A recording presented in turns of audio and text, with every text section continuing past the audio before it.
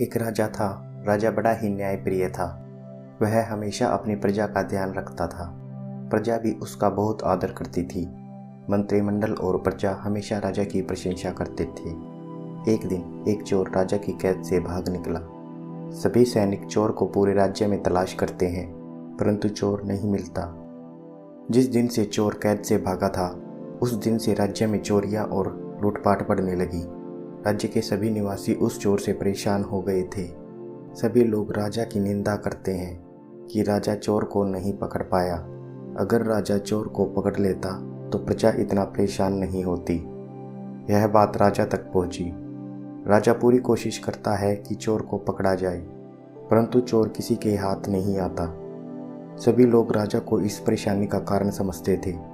राजा अपनी प्रजा से अपनी बुराई सुनकर बहुत आहत हुआ।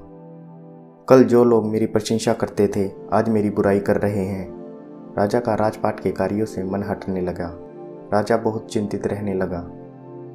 एक दिन राजा और मंत्री अपने सैनिकों के साथ जंगल में शिकार करने के लिए निकले। शिकार करते करते राजा और मंत्री रास्ता भटक गए।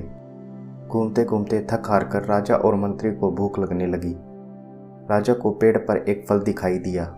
राजा और मंत्री उस पेड़ के नीचे बैठकर विश्राम करने लगे।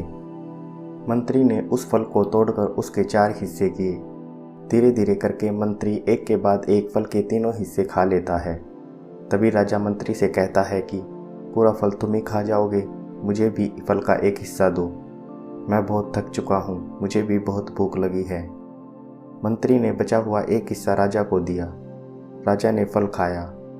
फल खाते ही राजा ने तुरंत फल को फेंक दिया और कहा कि फल कितना कड़वा है, तुमने यह फल कैसे खा लिया? मंत्री ने राजा से कहा, महाराज, कई वर्षों से मैं इतने मीठे फल खा रहा हूँ। अगर आज एक कड़वा फल खा भी लिया तो उसमें शिकायत क्या करना? मंत्री की बातें सुनकर राजा को अपनी गलती का एहसास हुआ। राजा ने मन ही मन कहा कि जो प्रजा मेरी हमेशा प्रशंसा करती थी, अगर उसने बुराई भी की तो दुखी क्यों होना। राजा जंगल से निकलकर राजभवन पहुंचा और अपने राजपाट का कार्य संभाला। अब राजा खुश रहने लगा और उसने उस चोर को भी पकड़कर कैद में डाल दिया। सभी प्रजाजन राजा की जय जयकार करने लगे। अगर लोग हमारी प्रशंसा करते हैं तो हम बहुत खुश होते हैं, सब कुछ अच्छा लगता है। अगर वही लोग हमारी बुराई करते हैं तो हमें बहुत बुरा लगता है। निंदा अर्थात बुराई से आत्म परीक्षण की प्रेरणा मिलती है। निंदा तभी होती है जब कोई गलती होती है। हो सकता है कि गलती और निंदा समानुपातिक हो।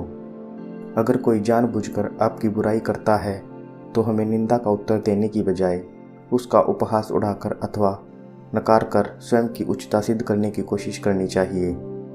और भी बहुत सी अच्छी प्रेरणादायक कहानियों को सुनने के लिए हमारे चैनल को सब्सक्राइब जरूर करें। धन्यवाद।